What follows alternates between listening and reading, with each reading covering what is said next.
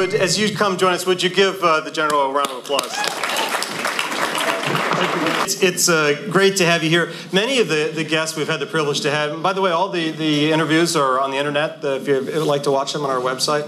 But many of the people I've come to know, I've had the privilege of walking alongside them, maybe as a friend, as an advisor, and I know a lot of their story. But we really are meeting today for the first time in person. We are. We chatted once on the phone, and Grant has helped pull this together through your kind introduction. You've agreed to come. Appreciate you coming pro bono as well. People pay a lot of money for your services. No, not really. My wife says they don't. But David, before we go any further, I met some phenomenal people tonight. Could we ask all the veterans, all those who beat me to it. All those who served, please stand. Anybody who served. All right, let's hear it.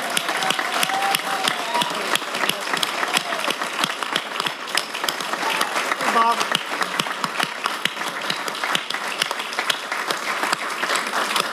Thank you. And one more. Any Marines care to stand? All right.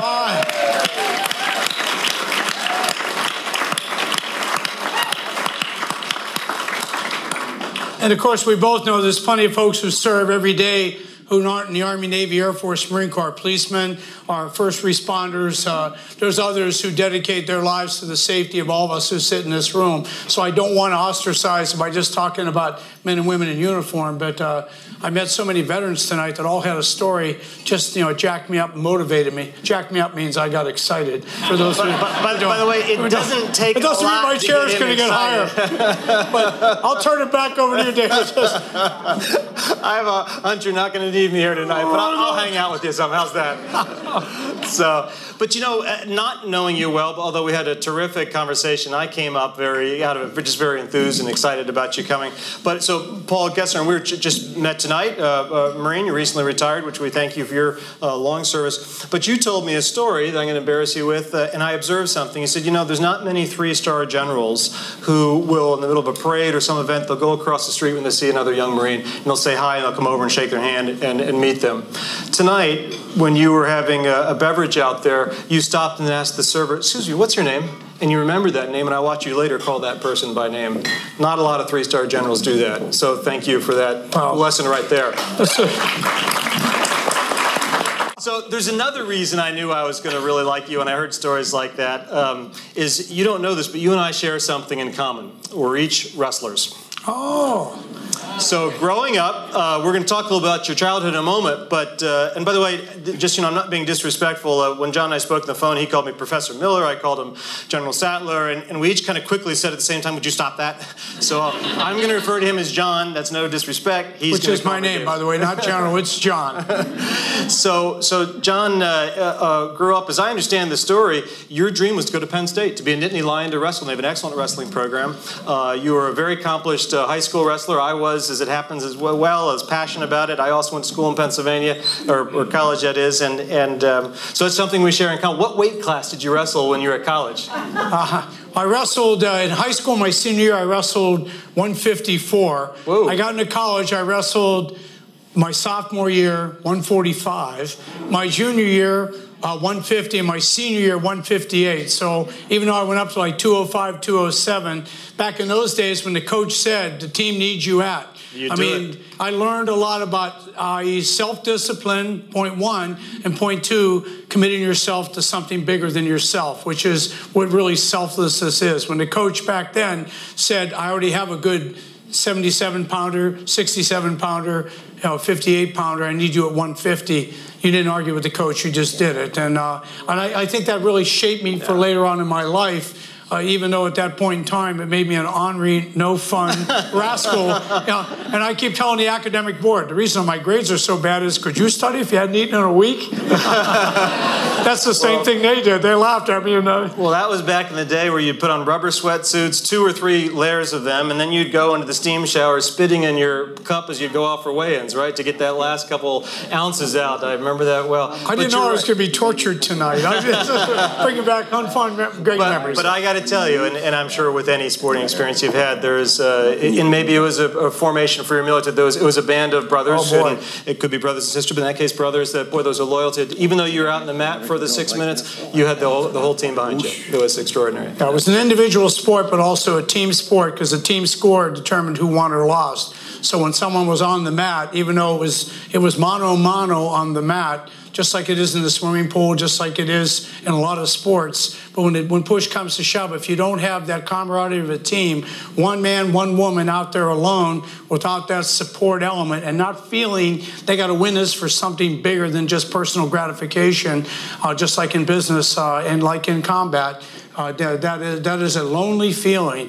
And the best you can produce, the best you can do is not for self-aggrandizement. It's for the team is counting on me. I have to contribute. I got to win because the right and the left are counting on me. And if you develop that, and you all know that, as presidents, CEOs of your companies, if you build a culture where I don't work for, I am part of.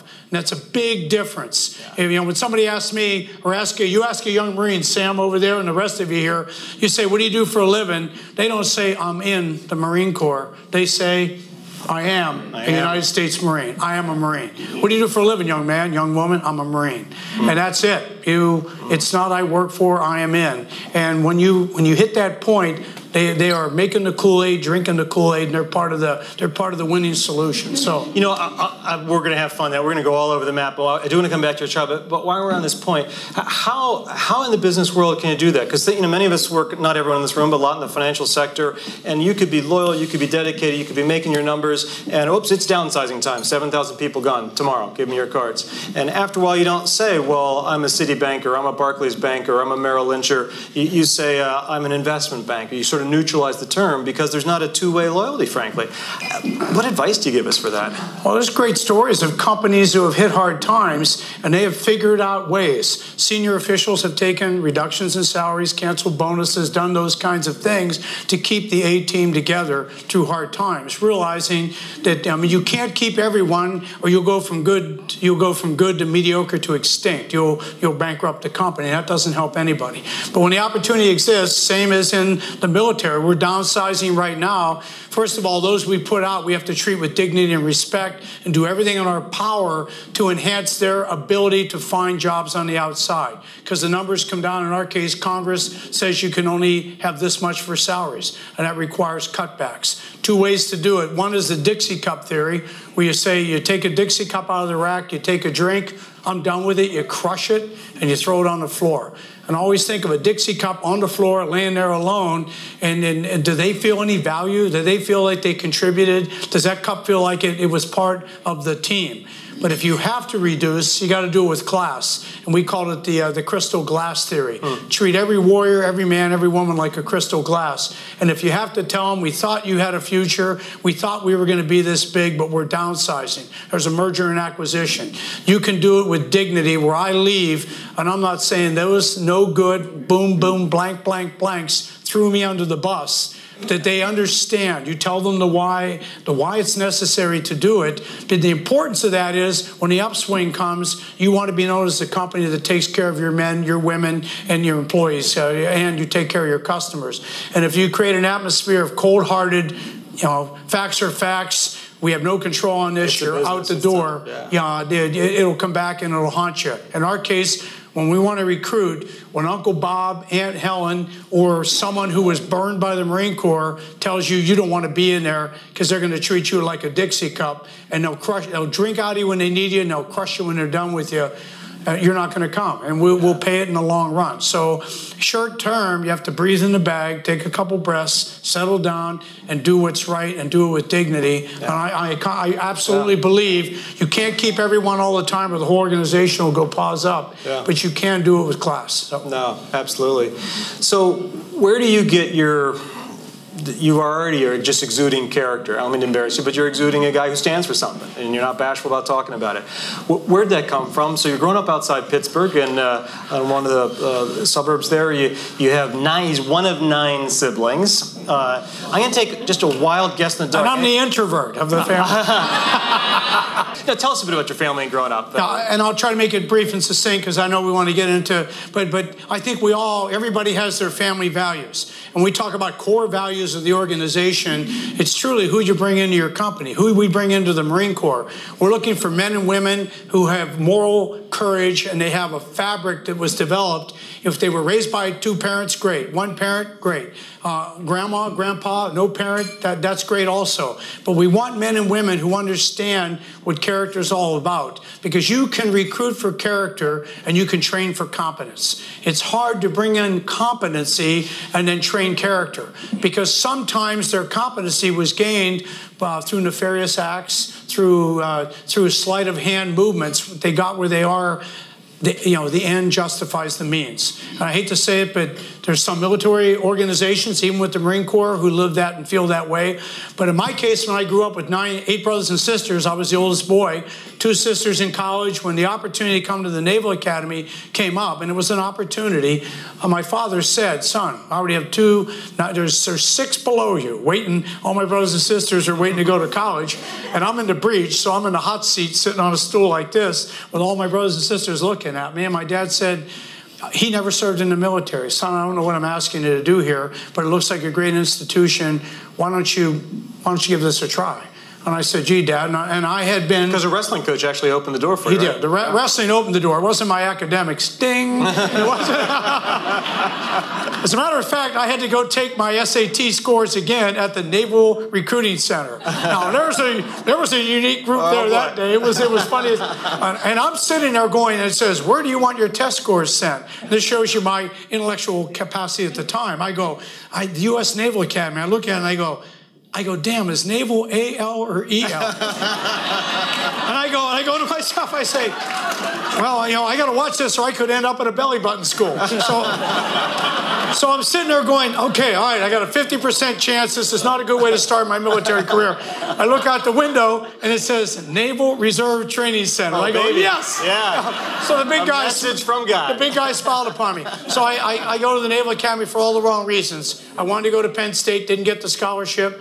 And later on, Penn State got even, because in the Eastern Finals, my senior year at Navy, I lost to the Penn State guy who was recruited the same year I was. He beat me in the finals, and Penn State won the East that year. I'm still the GOAT. Still, 40-some years later, my teammates look at me and go, hey, you still getting Christmas cards from Clyde France, the guy who beat me? They still remember his name. No, but hang on. You made it to the NCAAs 3 times. I never got there, so good for you, man. Well, seriously. They were easier when I was there. But back to your family. So what mom and dad like? What sort of my mother and father had, we had a strong family, dinner together every night. Whenever the last child got home, we sat down at the table.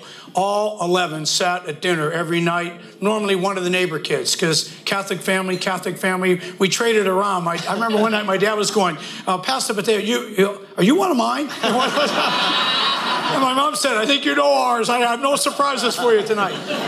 But every night we sat as a family unit. And you didn't, even when I wrestled and couldn't eat, I sat at the table. I sat next to my father because I had the seat literally at the right hand of the father. And my sister sat next to my mom, and every little child had their pecking order seat, and we all took care of each other. I didn't know how special that was. I didn't know. It's that old Joni Mitchell song, don't it always seem to go that you don't know what you got till it's gone.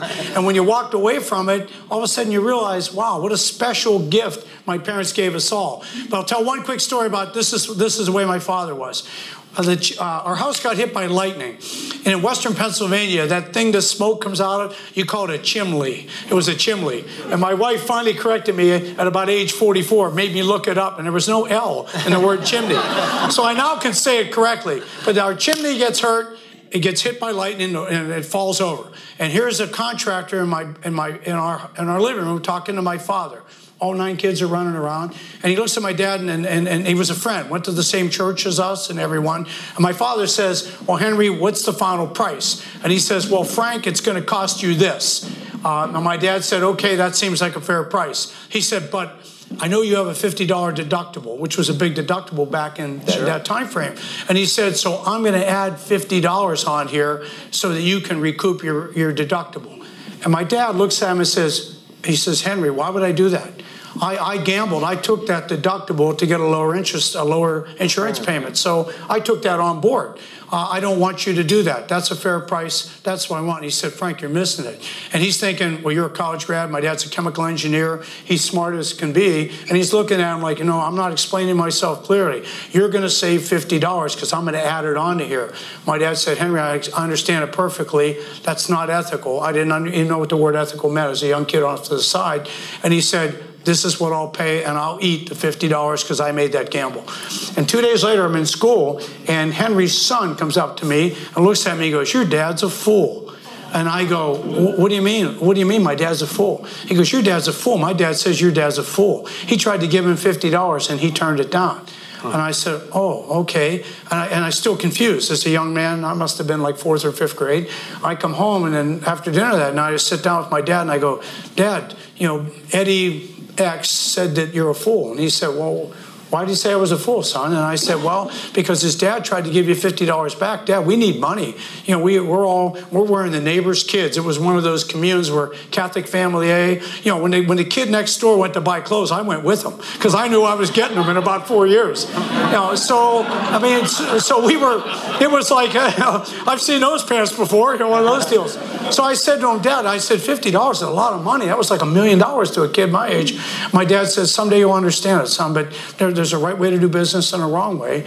And in that room, nobody else there, 2 guys cooking the books, and my dad took the moral high ground. He took the right way. And think about it. Here we are, all these years later. You're what, 59 years old? And I wish. and you remember that story? I do. I remember it vividly, and I could tell you a couple others where I didn't understand the message at the time. But later on in life, I think, okay, when I'm in a tough situation, when life, limb, and eyesight's at risk, and moral courage is required, because physical courage is easy. You want some of this? You bet I do, and you get it on. But moral courage comes at tough times, and it's not the fear of being beaten or the fear of losing a fight, which is physical courage. Moral courage is the fear of criticism. Criticism, laughter. Like what other people think. Ridicule, exactly. Yeah. I can't believe she did that or he did that. What a fool, what an idiot. And there's my father standing tall way back, a long time ago. And then later on in life, when that light went on, I understood what he did. I've sort of adopted that as part of my faith-based character development. I go a lot to my dad and a lot to my mother because we were raised Catholic. We all went to church every Sunday together. We did everything together. And the values that sprung from that our values, if I was an atheist and I had those values, I would still call them faith because I had faith in my family at the time. So I don't think it matters, as David said, what religion you are. I believe we all, those of us who are lucky enough to have had that kind of a childhood, whether it was grandmother, coach, teacher, doesn't matter. Mother, father, I think those serve you well. And if you're ever about to make a decision, about to make a tough decision, makes you breathe hard, and you start doing this, you're already on the slippery slope to failure. You're looking, is anybody watching? Is anybody going to know about this? Once your body tells you, I hope no one sees this, stop. Because my father would not be proud of me at that point in time. And that's why. So I think it had a lasting impact on me. Well, that's terrific, and there's a fascinating part about the Catholic tradition in particular. I don't know if you've ever sort of consciously thought about it, but it accents what Aristotle called sort of habituation. There's a sense of seeing a role model and repeating it and practicing it and practices. After a while, it becomes second nature. So with your father, he didn't have to say, well, that's against the rules, or that's unethical, or that's illegal. He just knew it just stunk. It just wasn't the right. He had developed a certain character, and that's one of the great things that religious traditions in their healthiest forms can inculcate in people. Agree. Yeah. So you've served all around the world. You've been in Okinawa. You've been in the Horn of Africa. You've been in Iraq. You've been in D.C. That was probably the toughest assignment, I bet. It was also a foreign country, by the way. Sometimes. Just kidding. It's a good place. You've been a grind. You've had 3 stars. What, from sheer joy, was the best post that you held? Yeah, and I know it sounds counterintuitive, but to have the opportunity, if somebody has to go to combat, if not me, then who? I mean, nobody wants to take warriors into battle. We all want our sons and our daughters safe at home, doing the things that are a long lifeline, living forever, dancing at their children's weddings. But if the nation has to go to war, it's a hard thing to explain. But to be in a position, whether you're a squad leader, like Sam was with 12 Marines, or like David was as a platoon commander with 50 Marines, or you happen to be the big guy with 50,000 in your command, it was the most gratifying thing I have ever done in my life, second to marrying Jenny. But I'll save myself on that one. There we go. So you would say, the men and women, they put their trust and their confidence in your hands.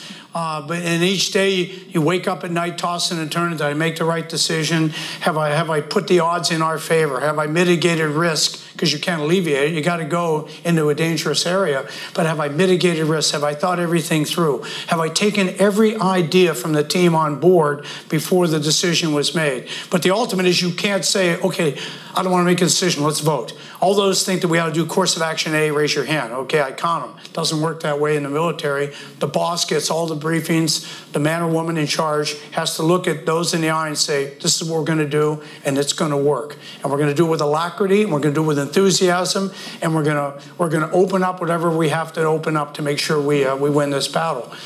You don't offer people a $100 bonus to get to the objective. There's no bonuses based on any criteria. It's all based on them being excited, enthused, motivated, and empowered. You empower them to do the right thing, and you pass the platinum healing hand of trust on each of the leaders' heads, saying, I know you can do it and you can get it right. So how do you do that? For instance, many companies will talk about empowering your people, and the rhetoric is great, but in reality, it's not often that way. Some people think, incorrectly, I believe, that the military is command and control, it runs by a bunch of robots, and they just do what they've been told above. But in fact, it's not that way, is it? No, it's not. Unpack that a bit for us. I think because a lot of times in business meetings, people will even use that as an imagery, and it's a false imagery.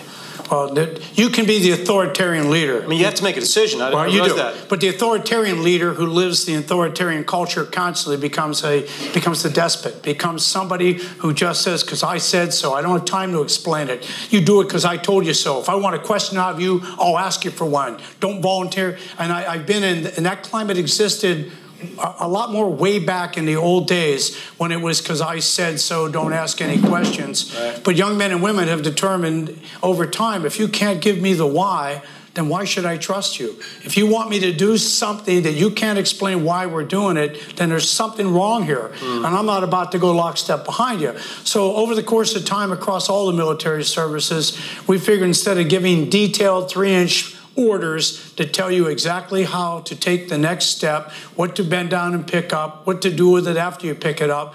Young men and women don't want to paint. We call it paint by the numbers. Right. If you remember the old days when you used to buy a painting and you open the box and there's a picture and it had all the numbers on it, and then you open the paints up and you paint all the number ones red because red's number 1. And the blues are number 2, and you paint it all. When it's all done, you say, wow, it's a great looking picture, but there's no feeling of euphoria because all you did was paint what somebody told you to do. Well, we found that empowerment really comes with what we call mission-oriented orders. And a mission order, it comes up with the boss. The commander gives his or her intent. And the intent is the purpose. Why are we doing what we're going to do? We're going to attack the city of Fallujah, and here's why we're doing it. So not just the what, but the why. The why we're doing it. And the second one is its purpose, the method. And we're going to do it with, in our case, 10,000 warriors attacking from north to south. We have Army units embedded with Marine units, with Air Force flying over top, Navy SEALs, Navy Seabees, all intermingled in this merger and acquisition for this battle. They haven't grown up together. They came together 5 days before we left. They met each other. They developed trust that fast, and they were ready to rock. So that's the method. And then the end state. How do I know as a young warrior when it's done?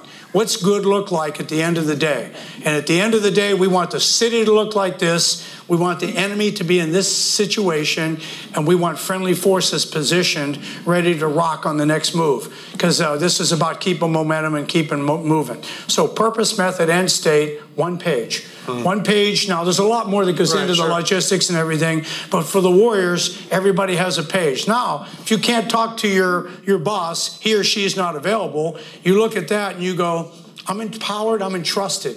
I know I can't talk to anyone, but I know what the end state looks like, and I know where I am right now, so I can move to the sound of the guns, and I can prosecute the battle without sitting here waiting for someone to tell me what to do. And that's true empowerment. To say, I trust you all, I empower you, go do great things, and then walk out of the room, and everybody goes, what's great look like? What do they really want us to do? And that falls on the leader to paint.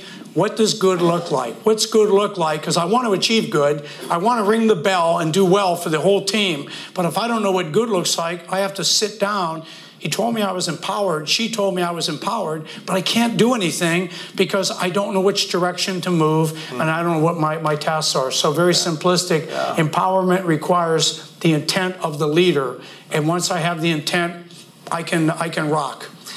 In preparing for our evening together, I watched a few videos that are on the internet of some of the various speeches you've given at various audiences at the Academy and elsewhere. I didn't have any black tape across my eyes in any of those movies, did I? No, you're safe. And you were introduced by one of your colleagues, a fellow officer, as having 4 attributes: being a great warrior, a great leader, a great mentor, and a great strategist.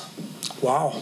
A great warrior, leader, mentor, strategist. At what time did you shift from being a follower to a leader, and what did that look like? Was it natural, or were you a lousy leader at first?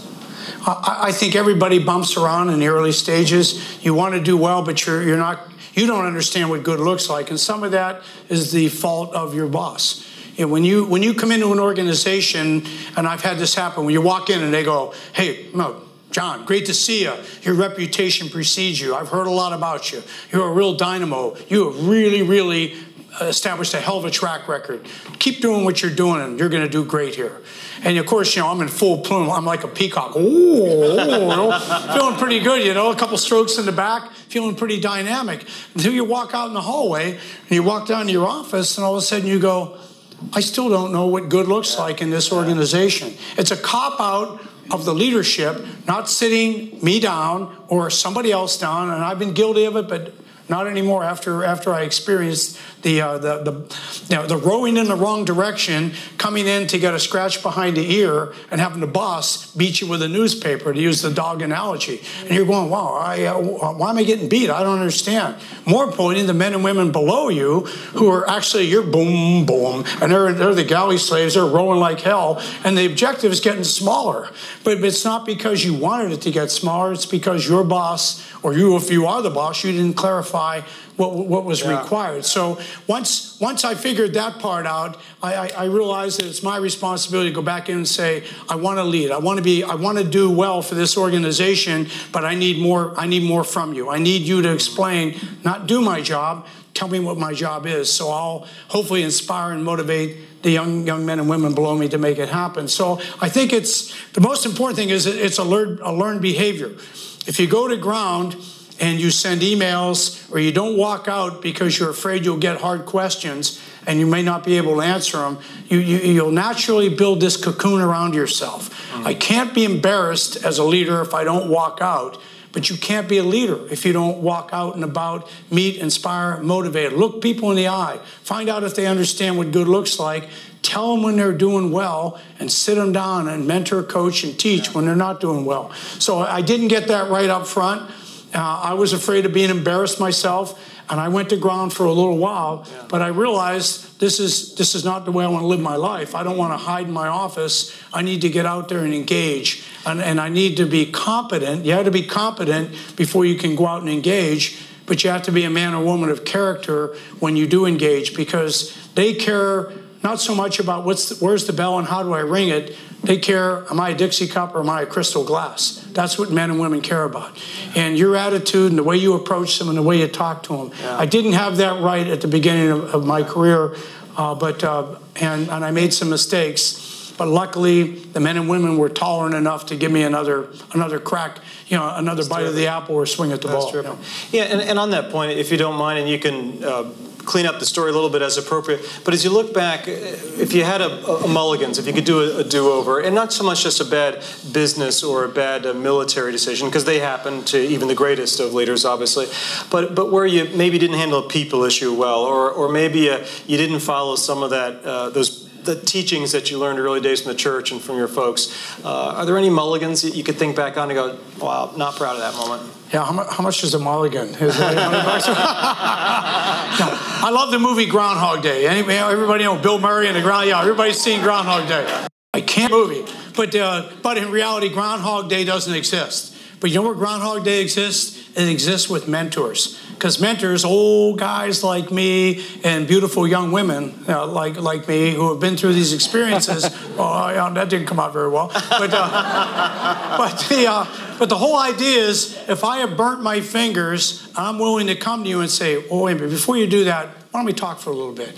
I'm not going to give you the answer, but let me share some of my experiences. Because I tried what I think you're about to try, and see that blister? Oh, that one hurt. It's healed now, but it used to be huge. And let me tell you how I got that blister. Didn't work out the way I thought it would. So you actually tell them a story. I tell them like a parable from the Bible. Right. You tell them a story, because nobody, I found out early, nobody wants to go, let me tell you how I hit it over the green monster and beat the Yankees. There's probably a lot of Yankees fans here. That's a bad analogy. There's also some Red Sox. It's actually a great one for this part of the state. Okay, all right, for this part of the state. So young men and women don't want to hear about home runs. They want to hear about strikeouts. They want to hear about foul-outs. They want to hear about the time you didn't run out the grounder and there was an error. Yeah. And then they were able to recover and still throw you out, and the whole team looked at you like a loser. So you have to be willing to share burnt-fingered experiences, is what I call them. So Bill Murray in Groundhog Day is truly men and women who have gone through it, who are willing to come and tell men and women who got up that day, when the song plays, it was Sonny and Cher that came on every morning. When that song plays, you're willing to tell folks, burn new fingers, but don't burn this one. So, and a big, I have one that was a life-changing experience. Pick one of your burn I'll pick fingers. one. Thanks. Okay, we're in Fallujah. It's 2004, and we're about to take on the battle of the Iraq War. These conscienceless, irreconcilable thugs own the town of Fallujah. They have basically told us, go pound sand. We are not going to give up our weapons, and we're not going to acquiesce. This is our Alamo, and you're going to pay dearly to come and take it. So Washington decides we got to do it, and it's in our battle space. So the 50,000 men and women we own, we went and got soldiers to come in because we needed mechanized forces to go and lead the attack. We needed the firepower the Army brings. We had Air Force coming out of Qatar to fly up and be on station refueling because we needed all the air power we could get. It's going to be a hell of a battle. So we staged everything pretty well. But we were going to attack from the north coming south. And there was a railroad trestle on the northern side. The one on the left leveled out at the railroad station. So 50% of the attacking force would roll across the railroad tracks. The other part of the attacking force was going to go under an underpass, about a 6-lane underpass, converged like an hourglass, come into the hourglass and fan out on the other side. Well, we didn't want to blow the railroad because the railroad went to the Turkish border. It was part of the economy. It was a protected target. It was to strike the railroad, we had to go to higher headquarters to get authority. So I was convinced we could go through the lower end. So the 2-star general who commands all the ground forces, he's the division commander. A great man named Rich Natomsky comes to me and said, this plan's flawed. If they drop that underpass, we'll be completely stopped on the right flank. The left flank will bust through, and all of the fire, all the buildings on the right side will fire into the flank of the left side unit. So it would have been catastrophic casualties. So I tell him, thank you very much for your point. I made the decision. We're going through the underpass. Comes back a day later, same passionately pleading to reconsider, to blow up, because there was a 35-foot berm on the right side that had to be blown down to even ground to roar across. And I get done with him, very, very good discussion, boys is raised, which it should be in a decision that big. And at the end, I say, I'm not buying it, Rich. We're going under the underpass. And as he's walking out, jaw tight, and I said, Rich, one more thing. Don't come back here again talking loud and enthusiastically, because I invented that, and I'm not buying it. And he goes, it's pretty hot. He leaves. So he sends a recon team out. They go down in, and they find that this entire underpass is rigged with explosives ready to be blown up on the lead forces going in. Would have been the worst decision of my life. Nothing about me, but the men who would have died in that would have been horrible. So he brings this back, empowerment. He goes to the sergeant major, who's the right hand man for the commander, and the sergeant major is just a dynamo. He later becomes the sergeant major for the whole Marine Corps, because he is just. But keep in mind, a sergeant major calls a second lieutenant ma'am or sir, and calls an ensign in the Navy ma'am or sir. So the empowerment has nothing to do with the hierarchical structure. It's the character of the sergeant major and the way the leadership team works. He convinces the sergeant major. So every morning, Sergeant Major and I got up at 5:15. He came by, we talked, went to the pull-up bar. He did 20, I did 1. We had to do 21. There's the deal. And we logged it in as a team. The only problem is he got cut and buff and I got fat. I couldn't figure it out. So the sergeant major, he said, and I go, hey, Sergeant Major, something on your mind? He goes, well, sir, I talked to General Sattler last night. He said, you need to listen to him, sir. You need to bring him back one more time. I said, hey, Sergeant Major, I've been through this twice. Where the attack goes the next day. We're going the next day. That's how tight this was. And he goes, sir, I think you need to ask him to come back. Because the way you ended that last conversation, he may not approach you again. But he's got something you got to hear. So I said, okay, Sergeant Major, because I love you and I trust you, and I know where your heart is. We did it. He comes in, lays it out. My heart's, pounding like that. I'm going, holy hell. This is catastrophic. So I looked at him, I said, I blew it. I made a bad decision. Picked up the phone, called the aviation commander, 2-star. I said, hey, Keith Stalter. I said, we need 8 2,000-pound bombs on the railroad berm to blow it down to ground level. And we need to do it after midnight tonight, because when the sun rises tomorrow, we're cracking. And we don't want the enemy to know it's the way they're coming. And the wing commander, he flew it himself, along with some other pilots. They blew it up that night. We crossed. Not one casualty. We didn't have to use the underpass, and the rest is history. So every year at Christmas time, Jenny and I, we have dinner with Rich Natonski, his wife Barb, and their kids. We're that tight. But even though, and we're really close before that battle, even closer after. And I always say, before we start dinner, I want to toast your father and your husband, General Rich Natonski, for having the moral courage to come back a third time. That's a great story. But what he says, he always says, okay, it's my turn. I want to toast my boss for setting a climate where I could come back a third time. So it's a give-take. It's empower, leader, follower, leader. You have to bring the backbenchers in. In this case, he wasn't a backbencher, but the ideas and the thoughts, if I would have let my ego get in the way, I would still be on suicide watch today for what would have happened. But because he had the courage to come forward, well, we made it happen. So that was my biggest mistake and my best decision. I made the mistake on the front side, but the decision to overturn it later, thanks to input from a great man, saved the day. You haven't mentioned the word, but other leaders who might not have listened to their sergeant major, pride. Pride gets in the way of a lot of great leaders, doesn't it? Where we become so full of ourselves, so convinced, and frankly, you don't want to show weakness, that you've made reverse the decision. What would others think? That gets in the way of a lot of problems, doesn't it? A lot of situations. Well, I think like last year, the Navy and the Marine Corps had over 20 commanders relieved from their command for a multitude of different things, sometimes just toxic leadership. And toxic leadership, how did somebody get to that level, 20 years in the Navy or the Marine Corps, and become abusive to the men and women who helped them get where they are? And it goes back to your point. A board selected me. Out of X number 100, only X number got to command, a very small number.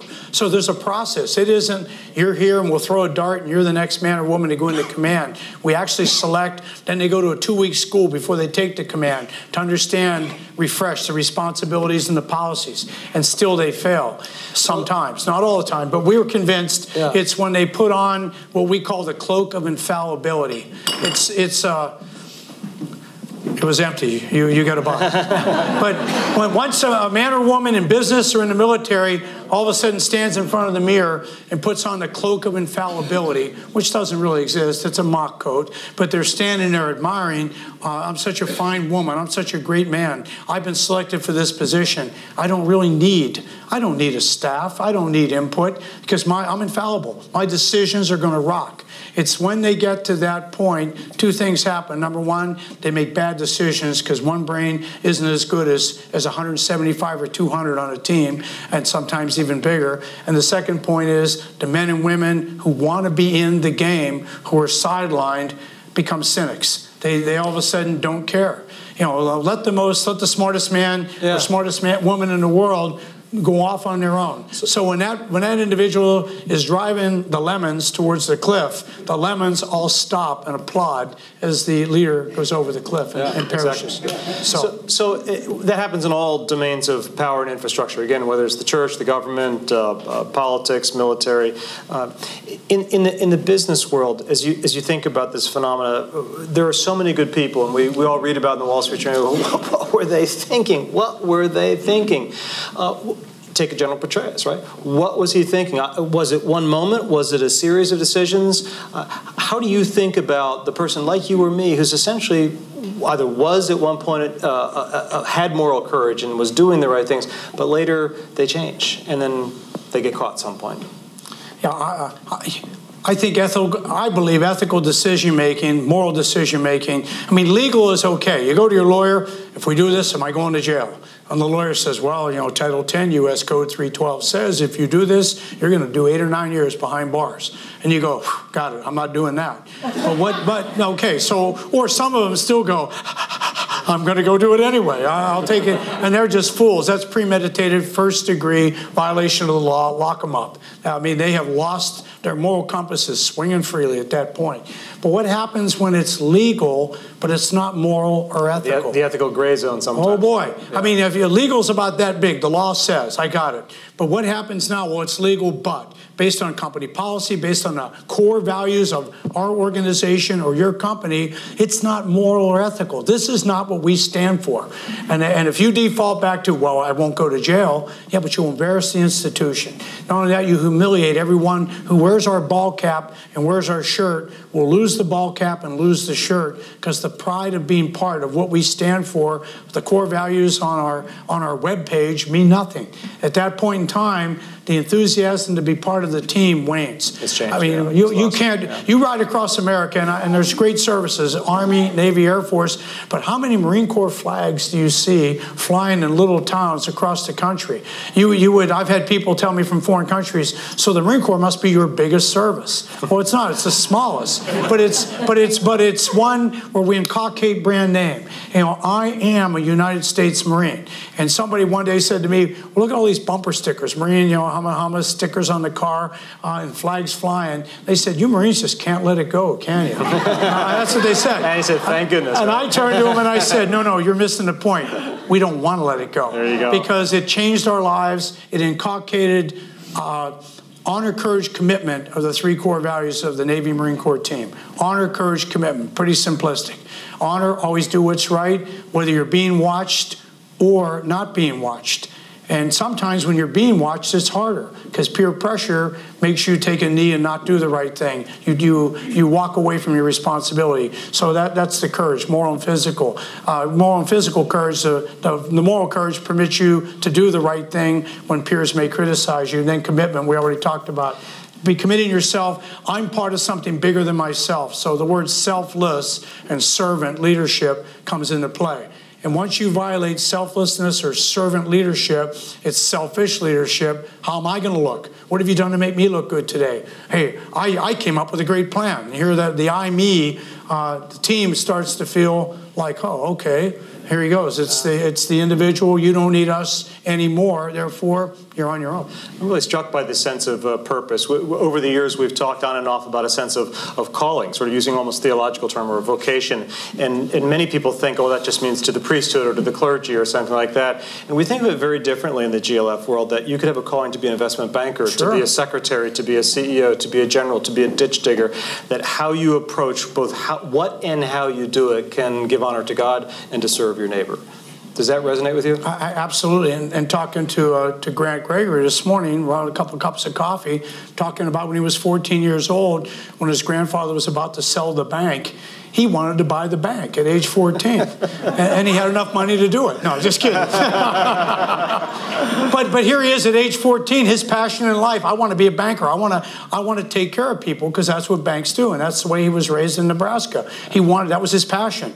So was that any more passion than someone that said, I want to be a soldier or I want to be a priest? Absolutely not. But whatever your passion is, be the best you can be at it and live it. Attack it with alacrity. Be passionate about it. Be proud of it.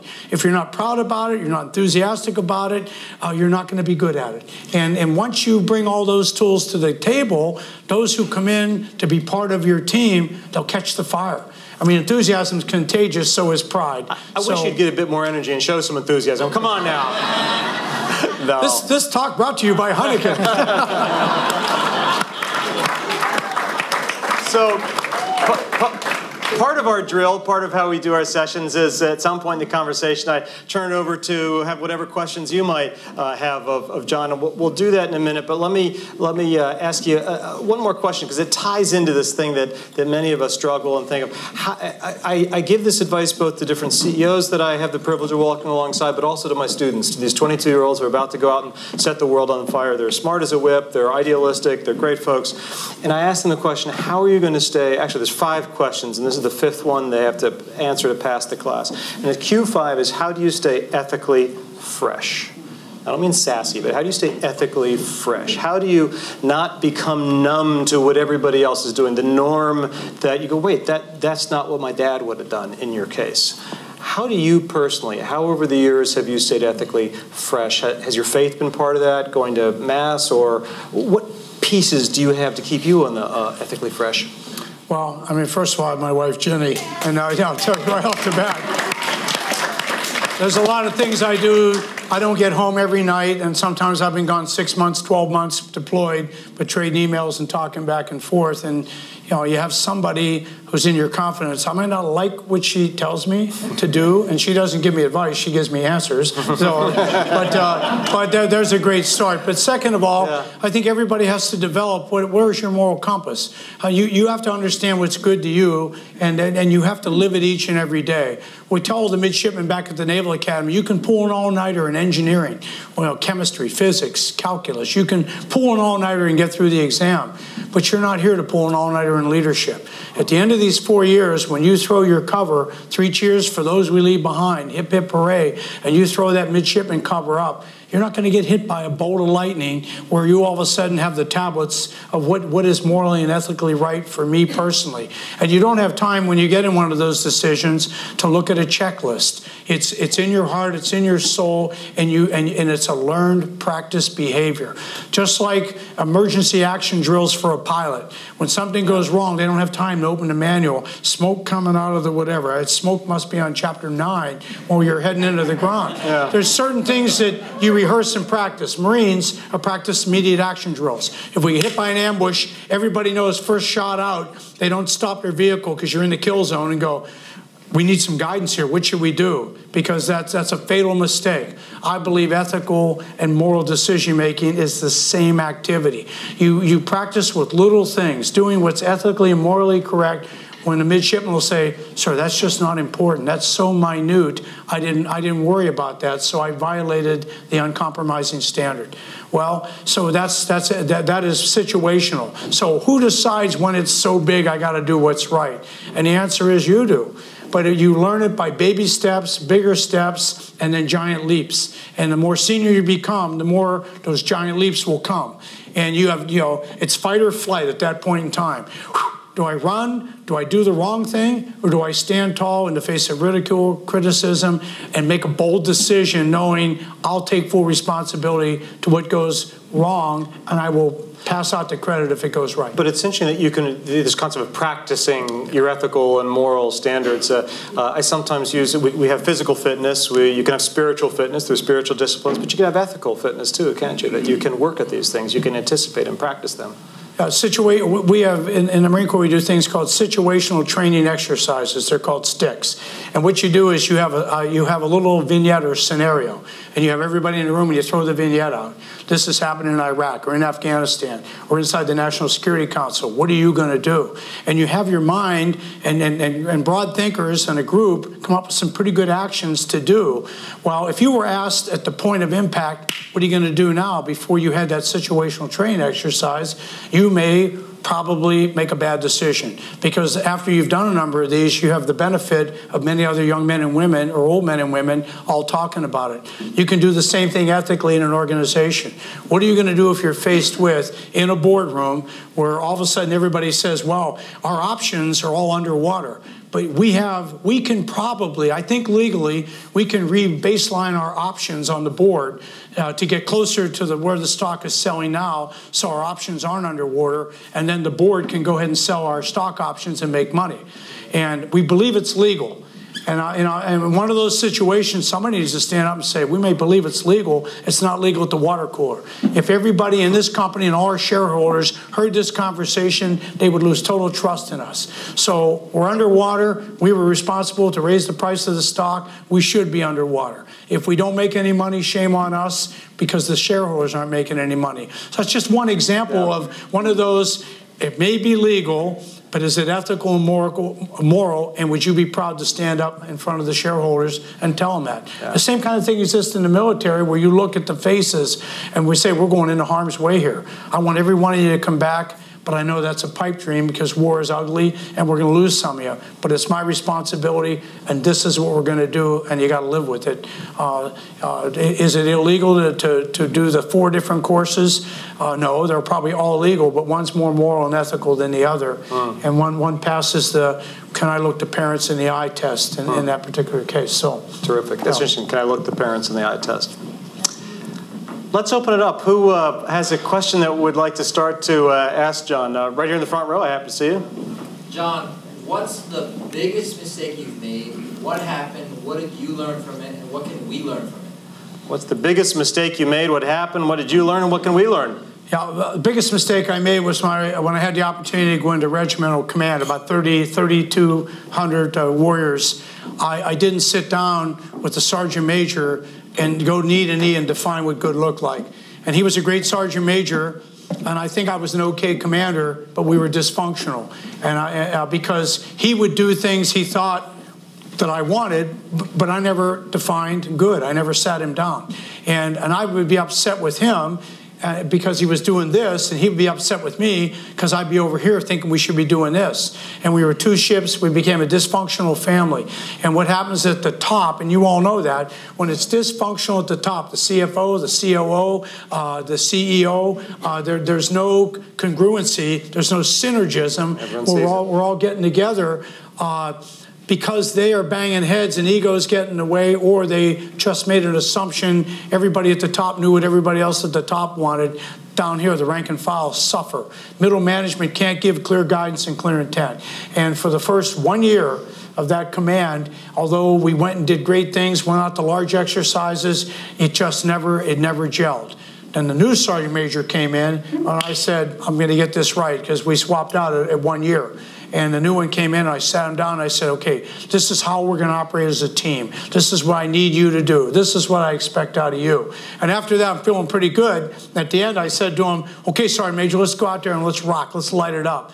And he goes, wait a minute, sir, I have some things I expect out of you. I went, oh. You know, hadn't thought about that chapter. So I took my pen out, and I said, okay, let's go, Sergeant Major. And between the 2 of us, we came up to an agreement, not that with his ego, my ego, but the team, to make the unit function at a high rate of RPMs. So the biggest mistake I made was assuming and not giving clear guidance because of the seniority of my partner. And the best decision I made at that point in my life was when the new partner came in, was to lay it out to him. An even better decision was when he said, I'm the boss, and he said, I have some things for you. I didn't say, get the hell out of my office. Who do you think you are? Don't you know who you're talking to? Yeah. But I said, fair enough, let's get it on. That's great. And we were a great team, but thanks to him. Thanks to him. Another question. Yes, lady in the back. First, I have to say, go Army, beat Navy. Hey, I am my second favorite team in the world is West Point. It absolutely is. It is. And I'll tell you a story. After the Battle of Fallujah, we had a birthday ball, Marine Corps birthday ball. You'll love this. So the Marine Corps birthday ball is 10 November. So we convinced our 3-star, I was a 3-star, but the boss was a 3-star West Point grad named Tom Metz. Unbelievable man of character, phenomenal warrior. And we're all sitting there, and we go, and the Sergeant Major goes, before the video teleconference, there's 50,000, there's 190, almost 200,000 warriors on the ground. Different commanders would come up and speak on a video teleconference because they were in Baghdad and we were out in Al Anbar province. So I'm sitting there, and the Sergeant Major goes, sir, we've got to figure out a way to get beer because there's no beer allowed in the combat zone. General Order number 1, no alcohol in the combat zone. So the Sergeant Major goes, sir, if you look at this order, it says, there's an asterisk. It said it can be wavered by the Corps commander, who was the 3-star West Point guy. So that night on the VTC, I'm sitting there and I go, all right, everybody, watch this. You're gonna now don't try this because I'm a trained sycophant. So I'm gonna suck up to the boss, but we're gonna have beer. But don't try this at home; you could get hurt. So they go around. The Polish guy talks. The British guy talks. The 3 Army generals all talk. Comes to us, and we get on the VTC, and I say, tell them update what's going on in Al Anbar province. I say, boss, one more thing at the end. Marine Corps birthday ball is coming up, and I said, the warriors have spoken. We want you to be our guest of honor at the Marine Corps birthday ball. And he lights right up and goes, a soldier, the guest of honor, a Marine birthday ball in combat? Oh, man, he hits the table. And you can see all the little pictures. I can see you're starting to reel it in about now. But you can see all the other Army 2-star generals. They're all looking like, what the hell's going on here? They're all leaning forward. And I said, but there is one thing, it's tradition that we have, 2 beers per man in a combat zone. It's all legal. It says right here, you have the authority to waive it. So he goes, wave, just like that. He hits the table. So now you can see all the Army generals. They're like, oh, he's getting away with this. That's why you had 3 and they just had 2. Well, they all got 2 and they all got 3 and 4 later. But at the end of the day, we attacked before the 10th of November and we fought till the 4th of December, bloody battle. Soldiers and Marines shedding blood together on the battlefield, hugging each other. It was the way the nation's built to fight. Not Marines alone, not soldiers alone, sailors, airmen. We brought everybody together and we built the ultimate can of whoop butt. It was extra strength whoop butt when we unleashed the dogs on the town. So we get to that night and we're having the ceremony, and he comes down with his Sergeant Major, and the room is packed. 2 beers per man and woman. They're all excited because nobody's had any alcohol in a long time. It's all rationed. You got to go in. They put an X on your hand, open your bottle, hand it to you. You don't get them closed. Can't fill your pockets. It's well run. So we're talking up on stage, and I'm introducing the guest speaker. I say, all right, tonight we're honored to have our boss, Lieutenant General Tom Metz, West Point, class of 71. I'm the class of 71, United States Naval Academy. And today is the day of the Army-Navy football game. You can't make it up. You can't make this up. So when I said, so all my life I waited at a time like this to yell at the top of my lungs, beat Army. But you know what? The way you soldiers fought with us, the way you shed your blood on the battlefield, died beside us, carried us off, we carried you off, treated each other in our triage units. And I got really emotional at the time. I said, I will never, ever say beat Army again. Tears running down my face. I turned to Tom Metz, West Point grad, and he's pouring tears, but I'm done. He's not. I go, pass the mic. So to this day, he still says I hosed him as far as West Point goes, but I've never, my wife knows it. I go back to the Naval Academy. When they say beat Army, I say go Navy. I will not say beat Army. There's one big battlefield. You need West Point, Air Force, Navy, Coast Guard Academy, everybody together pulling the rope in the same direction. I root against Army 1 football game a year, 1 wrestling match a year, fill in the blank, but the rest of the time, my second favorite school on the face of the earth, and they turn out tremendous leaders and warriors. So that's great. And I'll tell my dad, who's celebrating his 65th at West Point on Tuesday. But I have a question. All right. And that is, I know you're a professor at the Naval Academy. with the lack of the way kids today are brought up, you know, not as many kids have a strong faith-based upbringing. Do you find being a professor and teaching, you know, in the style that you teach, that it's a little bit more challenging with the 18 to 21 or 22-year-old boys and girls, that they need a little bit more help? I mean, they don't have the reference point that you had growing up. And how do you deal with that? So how do you deal with young, talented men and women who may not have had some of the ethical, perhaps faith formation that you had? At the Naval Academy, when I was there, the honor code at West Point, the honor code at Air Force, Coast Guard, at the Naval Academy, it's a concept at Navy. It's a little different than a code. Code says cadets don't lie, cheat, steal, or tolerate those that do. So if you cheat and I see it, you get thrown out, and if I didn't report you, I get thrown out. So the code's very rigid. It's we don't tolerate, and if you do tolerate, you violated the code. At the Naval Academy, it's a concept. If someone lied, cheats, or steals at the Naval Academy, even when I was there, the concept gave you 3 options. You could ignore it, a bystander, which is not a leader. I can't stand bystanders. The second one is I could confront you. What the hell are you doing? Why are you doing this? You know, don't ever do it again because I'm watching you and I've lost trust in you. Or I turn you into to the honor committee and they handle it. There were no second chances back then. If you violated the honor concept, you were turned in, you were dismissed. You were gone within 2 days. Now at the Naval Academy, and I'm sure West Point and Air Force have the same, there's a thing called honor remediation. Which so I didn't. Honor remediation. Honor remediation. Okay. Meaning you violated the concept. You go before the board. They look at your background. They look at your culture, where you came from. What was your start? Did you have an even start with everyone else? And they look at your character, your grades, and everything else. And if you're deemed by the midshipmen, they do it themselves. So peer evaluation. Peers run the honor court. And they decide, someone testifies in your favor, against you, and if they decide you should be put on remediation, you're put on probation, they recommend that to the 4-star Navy captain, or the 4-striper Navy captain, the active duty captain, who's the commandant, like the dean of students. And if he buys into it, then you're put on honor remediation. Then you're assigned an honor remediator. So when I got back there, I said I won't be an honor remediator. I don't believe in it. I don't believe, I believe that integrity and honor is a one-shot deal. You either have it or you don't have it. And then after I was there, they said, would you please go through the remediation program to understand how it works, why it works, and the change that has happened over the course of time. 2-parent family, dinner every night, possibly a 1-parent family, possibly a no-parent family. Raised in an environment where lying, cheating, and stealing was acceptable and encouraged, and now we expect that young man or woman to come out and all of a sudden get hit with a bolt of lightning and buy into the honor concept. Well, I went through the whole thing. It changed me. It did, and I finally took one on, and I met the young man. Worked with him over a 6-month period, gave him writing assignments, read Socrates, read Plato, talk to me about yourself, and we went through a whole lot. And at the end, I make the recommendation. This young man is remediated and deserves to be a naval officer. And that's a pretty weighty thing, even for an old guy like me. But I went through the whole thing.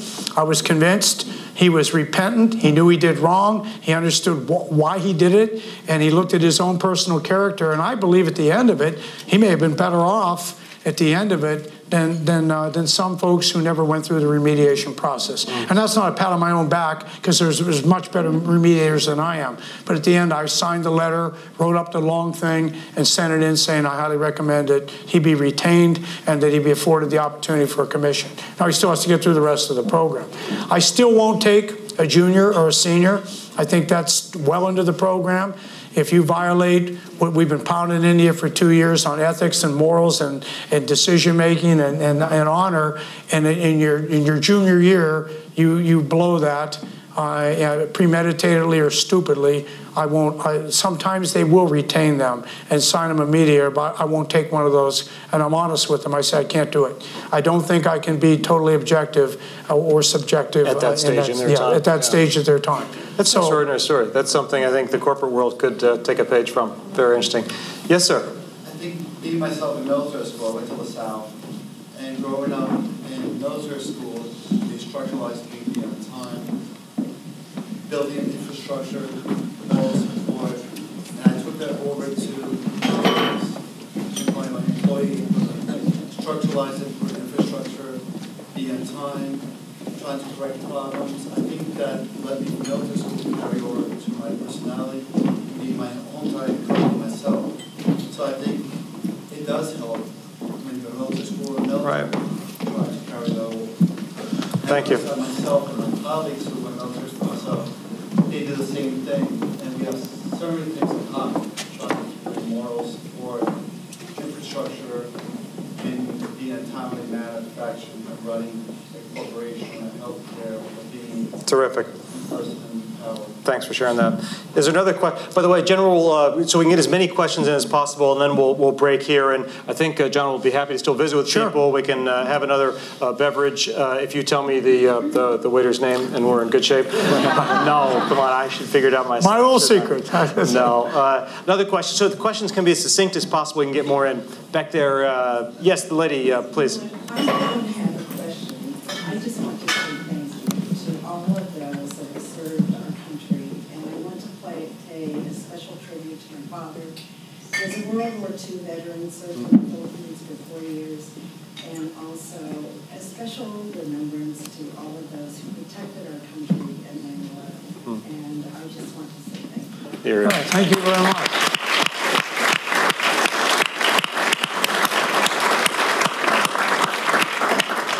Thank you.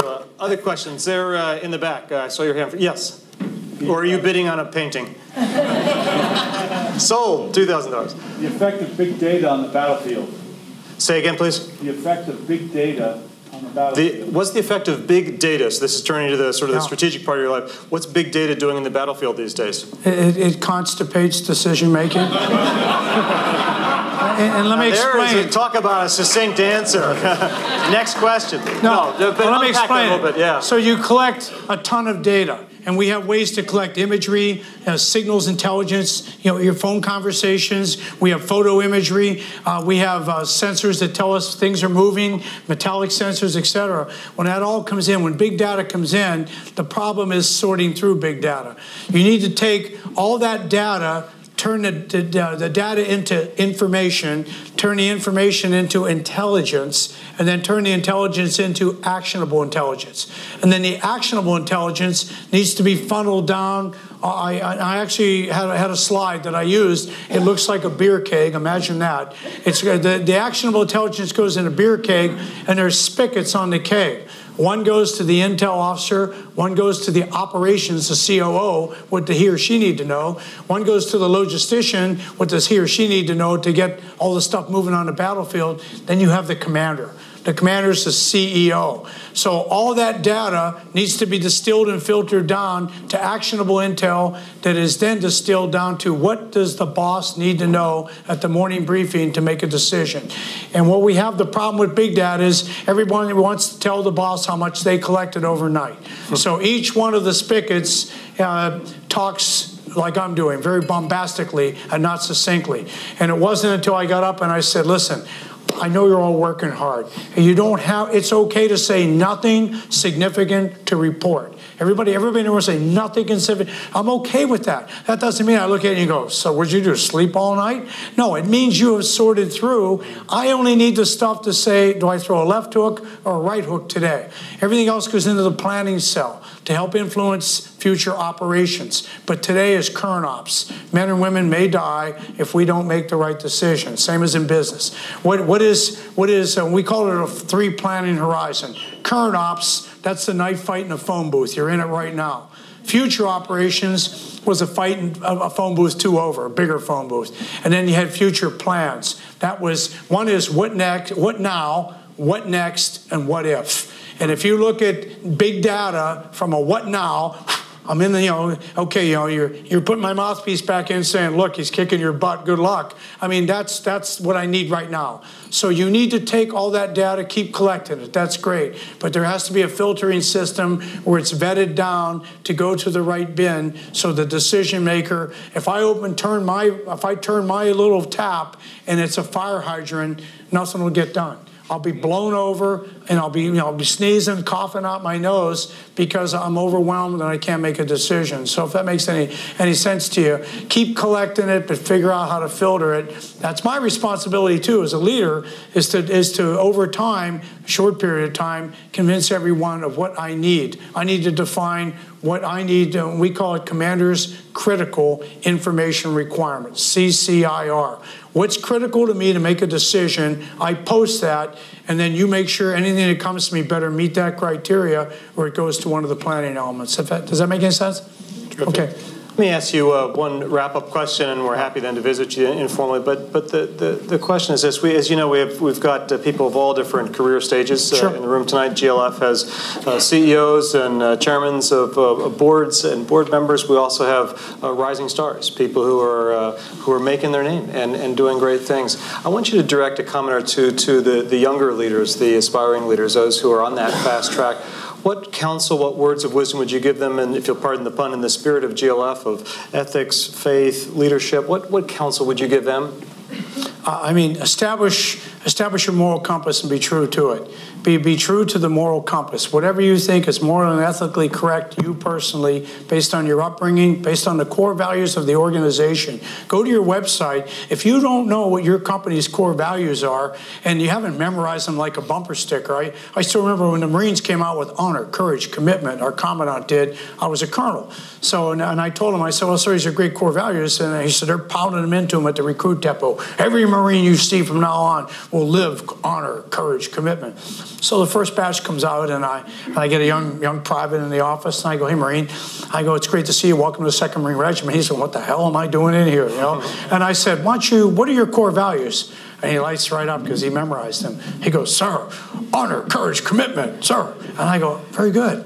I said, what does honor mean? And he goes, looks down a little bit, he looks up, and he goes, sir, honor means always have honor. I go, oh, okay. I said, well, how about, what's courage mean? He goes, courage means always have courage. And I go, and how about commitment? He goes, sir, commitment means always have, and I commitment. I repeated with him. I go, thanks a lot, Marine. You know this is good. So I called the commandant, who had been the wrestling representative when I was a midshipman. So we had a little special relationship. Colonels don't call the CEO and go, hey, boss, what are you doing today? So I said, hey, this little thing you got going? I said, it's kind of a route memory thing, but they need to take a look and understand, what does that mean to me personally? What does honor mean? They need to not just memorize it and repeat it. You got to be able to live it. Keep it simple, say it often, but live it daily. If I don't know what it means to have honor, courage, and commitment, I can't live it daily. But somebody says, what are your core values? I can rattle them right off. And and Jenny knows him. He was a little feisty. He was a hell of a good man, but he was calling me and telling me this. So, but after he chewed his my pet ear, project, right? After he chewed me a little bit, he went back, did a little research. He or she is gone. If we sense that somebody is a self-aggrandizer, and that's really what you are, self-aggrandizer, it's all about me. I don't care what their record looks like, how many times they made their numbers, we don't bring them on the team. Toxic people can kill an organization. Toxic is the exact word. So, Jenny, you had... I was talking about leadership via email. Oh, yeah. Jenny's prompting John to talk about leadership. We've had this discussion. By cell phone. Yeah. So the two things: when I became a division commander, I outlawed cell phones. I said, no more cell phones. None of you can carry a cell phone. And every commander in this division, there are 23 of them, pretty senior, you're all going to take 2 weeks vacation, mandated, 2 weeks wire to wire, and you're going to take your family and go do something while you're in command. And you're going to put your number 2 person in charge. And they're all squirming now, and they're squirming now. Oh, sir, I've waited forever to get this command. I'm only going to have it 2 years. And I said, so what are you going to do, ride it into the ground? I said, no, set your commander's guidance intent, create your command philosophy, and let your number 2 run the company for 2 weeks. And that'll tell me what's really going on in your organization. And then finally, one of them said, well, is there any other option? I said, there is another option. Fire your number 2 man or woman. Fire him. And then somebody walked right in, they said, but she's so great, why would I want to fire her? I said, then show me she's so great. I want her or him in the saddle for 2 weeks because we have to recommend the next batch of commanders. And if you don't see how people can relate, and then the cell phone thing came up. And I said, oh, by the way, when you're away, no cell phones. You can't call back to the office once. And if you're junior commander of the XO, who's pretty senior in the organization, if your number 2 can't make the decision, they can come and talk to me or talk to the chief of staff, but no calling you, because I don't want you vicariously continuing to run the organization by cell phone. So no cell phones. And boy, it was uncomfortable. And then the last thing is I had this one Ginny's referring to, we had a challenge, and I told the colonel commander when I was more senior, I said, you go take care of this. I said, this is the 3rd time I've talked to you about your subordinate. And he or she is in a very important position with a lot of lives under their trust. And I said, I want it fixed. I want you to go talk to him, but make it clear this is the last time. Next conversation's with me, and when I talk to them, they're going to be out of a job. They're going to be, I'm relieving them because it's too important what they're not getting done. So I see him 2 days later, and I said, hey, Colonel so-and-so, taking care of that, sir, it's all under control. I said, well, how did it go? What did they say? And he says, oh, sir, I sent him a scathing email. And I said, and I froze in my tracks. I said, and the sergeant major goes, gives one of these behind me. And I said, you did what? Say that again? So I sent him a scathing email. I said, what the hell is a scathing email? What's that? Is that a pound sign, exclamation, point, pound sign, at? No, that's not what I told you to do. Hashtag scathing. Yeah, exactly. So I said, that's not leadership. Leadership is knee to knee, face to face. I want to know how his eyes were looking when you talked to him. I want to know, was he hyperventilating? Was he breathing hard? Was he nonchalant? Was he cavalier about it? These are all important things as to whether or not his head's in the game for this important job. You don't do that. An email doesn't have emotion. An email doesn't have any feedback on it. Yeah, it's a coward's way of sending bad news. So when it's time for awards, everybody wants to hand out ice cream and candy. But when it's time to hand out counseling and getting it right, folks resort to things like, I mean, I don't even know how to text, so I can't do that. But I mean, whatever the hell. Hiding behind the exactly. schools, hit send, and boy, I took care of that. Well, you know what? If I had a leader that tried to fire me by email, I'd be up at the office in a heartbeat. I'd be coming across the desk. If you're firing me, there's a pound of flesh coming your way, because I'm not going down on an email, my friend. You're gonna have to convince me I am that bad, and I want my day in court, and it's in your office, and whew, I'm here. Let's go. So anyway, so don't,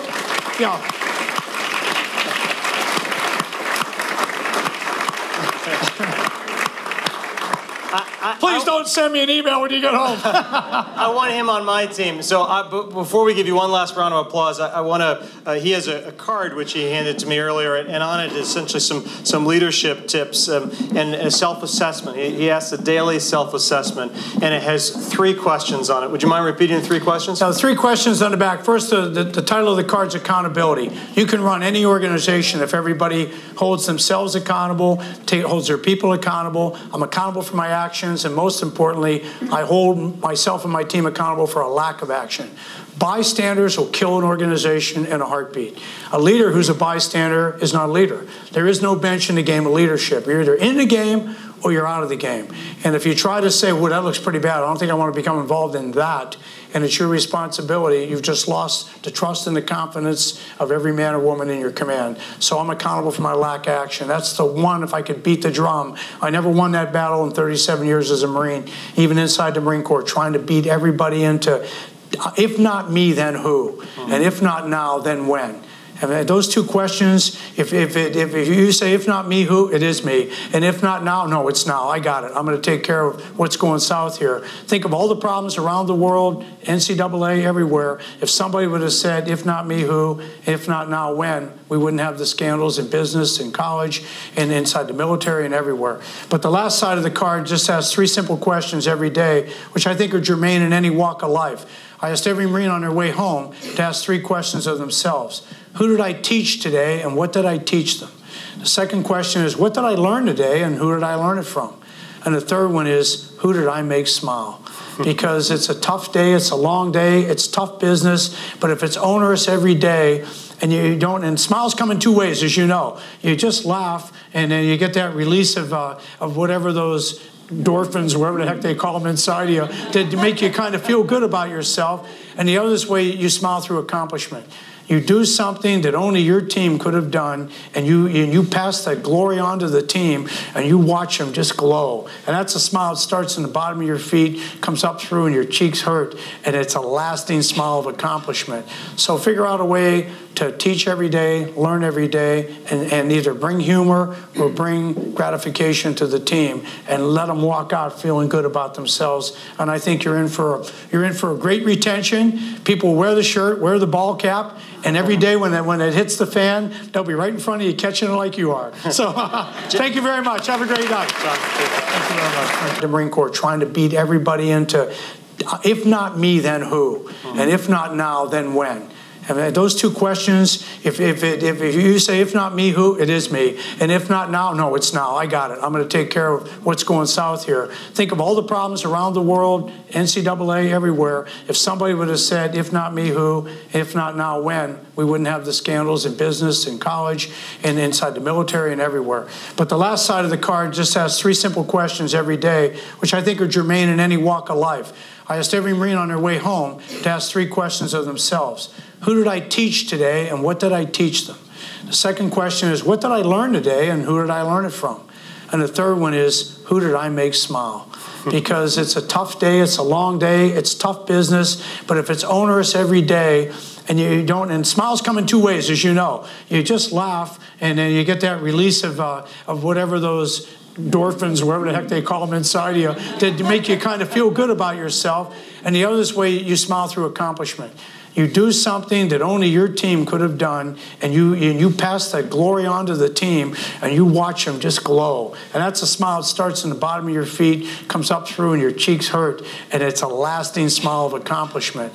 So figure out a way to teach every day, learn every day, and either bring humor or bring gratification to the team, and let them walk out feeling good about themselves. And I think you're in for a great retention. People wear the shirt, wear the ball cap, and every day when it hits the fan, they'll be right in front of you catching it like you are. So thank you very much. Have a great night. Thank you very much.